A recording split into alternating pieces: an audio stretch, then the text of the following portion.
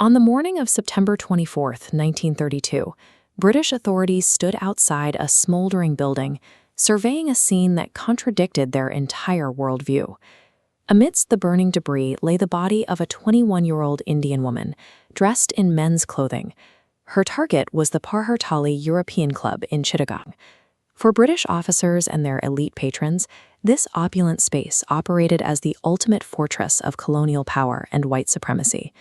To ensure that racial hierarchy was never forgotten, the club deployed a highly visible psychological weapon. Right at the entrance hung a signboard with a clear directive: "Dogs and Indians not allowed."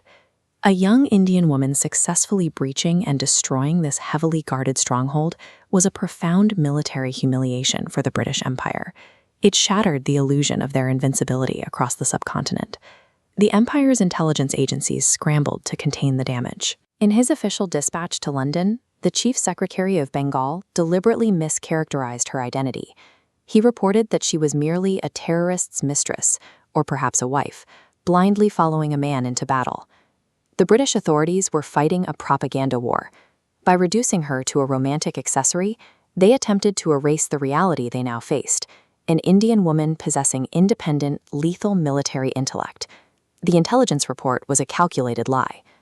Pritilata Wadedar was a disciplined philosophy graduate. By day, she served as a highly respected school headmistress, a position that granted her unquestioned standing in colonial society. That unassuming public persona was the perfect operational cover. She moved freely through the bustling colonial streets of a heavily policed city, acting as an undetected intelligence courier for the underground Jugantar party. Yet, her own allies initially rejected her.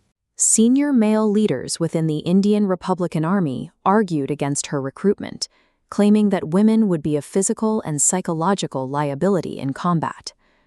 This diagram represents the colonial security filter. British police heavily profiled young Bengali men. They subjected them to constant searches, creating a massive security net that made smuggling weapons nearly impossible. The revolutionary commander, Surya Sen, recognized the flaw in this net. Colonial society assumed women were domestic and harmless. By weaponizing that exact sexist assumption, female operatives could carry weapons straight through police checkpoints without drawing a single glance. Pritilata's recruitment proved that what Indian society viewed as a woman's inherent weakness was actually the resistance's greatest tactical advantage. In June of 1932, a deadly shootout in the village of Dalgat left 2 prominent revolutionaries dead. The resistance needed a high-profile retaliation to prove their network had not been crushed. To execute this strike, Commander Surya Sen made a highly unconventional military decision. He appointed Pritilata as the sole commander of an elite 8-person assault squad, tasking them with destroying the European Club. The unit operated under a strict standing order of tactical denial. To protect state secrets from British interrogators, no revolutionary was permitted to be taken alive. However, Surya Sen was morally opposed to suicide and initially refused to issue Pritilata the standard potassium cyanide capsule. Looking at this network mapping, we see Pritilata's counterargument. She argued with cold logic that if captured, she would face severe colonial torture.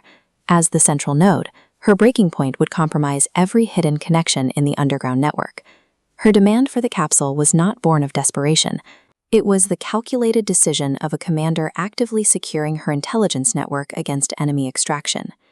Under the cover of night, Pritilata approached the club utilizing a tactical disguise.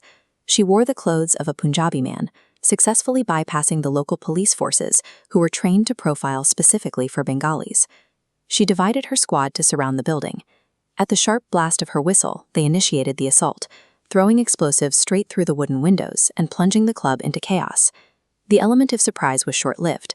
Heavily armed British police and military personnel stationed nearby immediately regrouped and launched a close-quarters counterattack.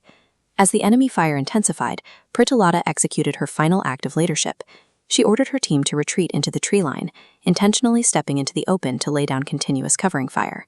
Facing an overwhelming counter-assault, she perfectly embodied the ultimate military ethos, sacrificing the commander to guarantee the safe extraction of her squad. A bullet struck her in the darkness. Bleeding and cornered on the club grounds, she realized there was no path left through the advancing police line. Without hesitation, she swallowed the cyanide capsule. She actively denied the British the physical trophy of her capture, executing her protocol of tactical denial to the letter. Which brings us back to the morning after. The Empire's fabricated story of a desperate mistress collapsed instantly because of what police found in her blood-stained pocket, a handwritten document titled An Appeal to Women. This was a fierce political manifesto.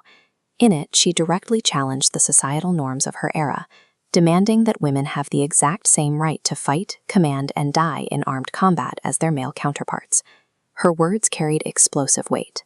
Within months, a massive wave of young Indian women abandoned societal expectations and stepped directly onto the front lines of the independence movement. Pritilata Wadedar dismantled the narrative of the harmless Indian woman. Her manifesto provided the intellectual framework for a new generation of female fighters, shifting the resistance from a male-only combat corps to a movement led by both genders.